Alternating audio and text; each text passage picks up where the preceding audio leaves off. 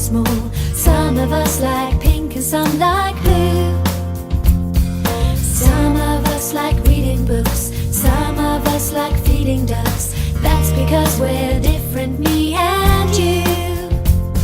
But God loves everyone He's made. God loves each of us. Today in assembly, we're going to think about something that I've been pondering for a little while. I wonder what that could be.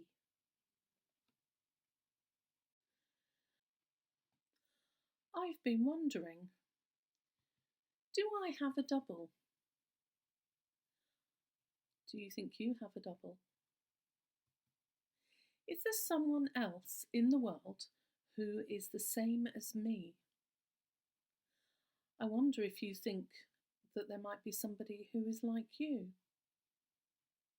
Hello. Now, who do we think in the world look alike?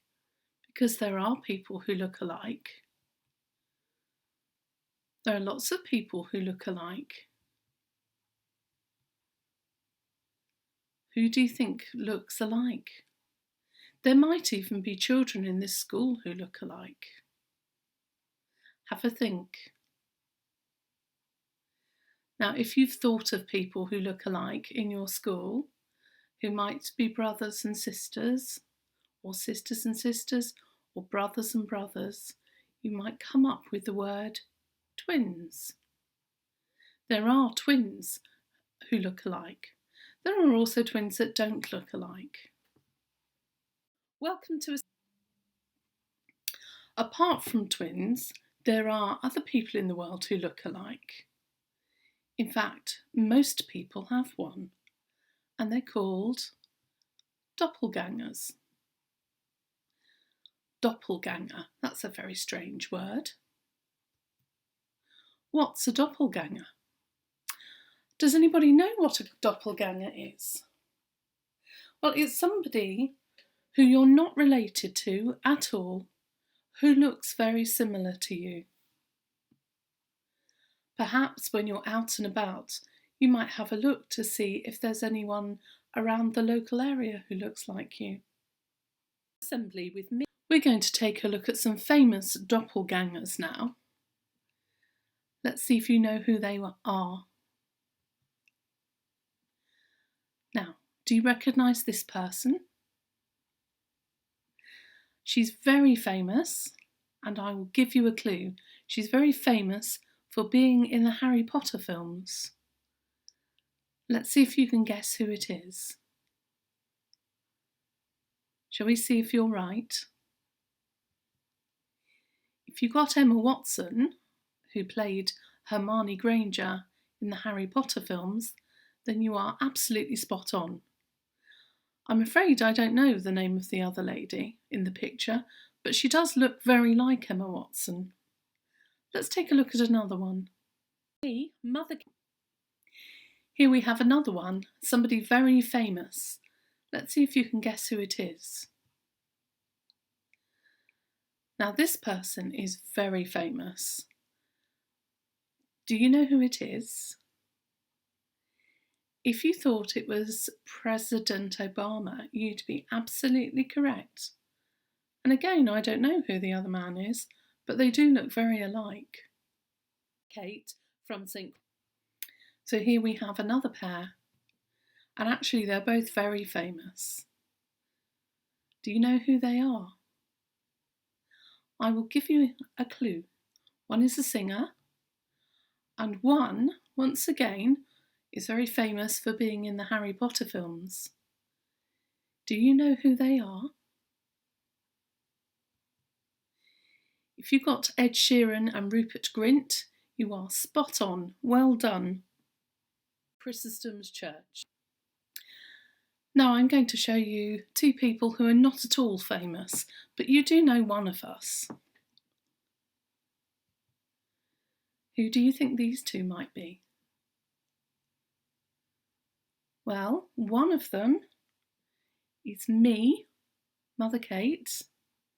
When I was 3 years old, I'm the little girl wearing the bonnet, which was very fashionable, let me tell you, in 1970.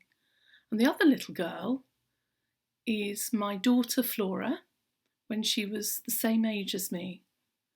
She's 25 now, and I'm sure she won't appreciate me showing these photos.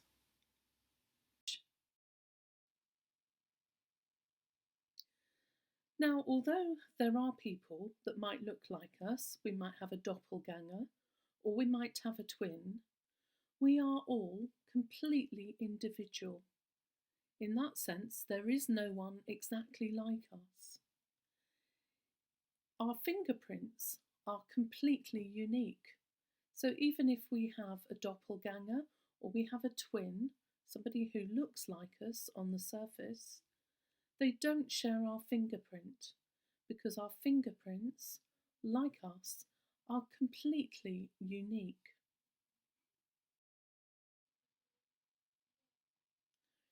Let's see what the Christian and Hebrew Bibles have to say about our uniqueness. In Psalm 139, verse 13, in the Old Testament, it says, "For it was you who formed my inward parts. You knit me together in my mother's womb." So God made us completely unique and individual. In the New Testament, in Luke's Gospel, chapter 12, verse 7, it says, "But even the hairs of your head are all counted. Do not be afraid. You are of more value than many sparrows." So again, we hear from God that He even knows how many hairs are on our head. Now, for some people, like Father Ian, that's not too many to count. But for others, for some of the children in your school, that will be loads and loads and loads of hairs. But God knows every single hair. And God considers us to be very precious.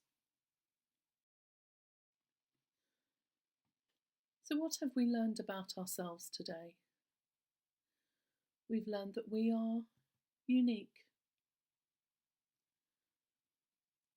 There is nobody else in the world exactly like us.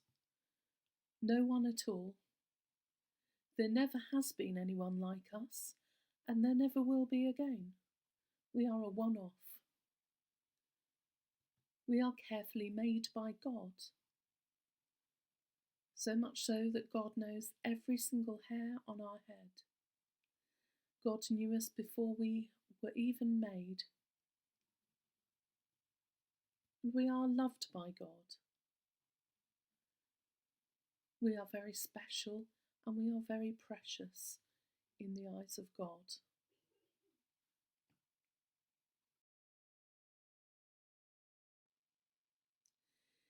It's time to pray now. If you would like to join in our prayer, please close your eyes, and if you like what I've said, at the end, join me in saying Amen. If you don't feel you want to join in, just sit very quietly and think about how special and precious you are. Let us pray. God, our Creator, thank you for making us special and unique, one of a kind. Thank you for loving us and help us to love each other. Help us to value the uniqueness and preciousness of all people, whoever they are. Amen. God loves each of us in a special way. That's you and you and you and you and you and you and you and you. God loves you. God loves you. That's you and you and you and you and you and you and you and you. We're part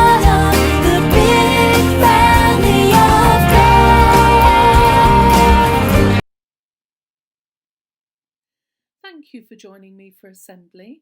I hope you have a good week.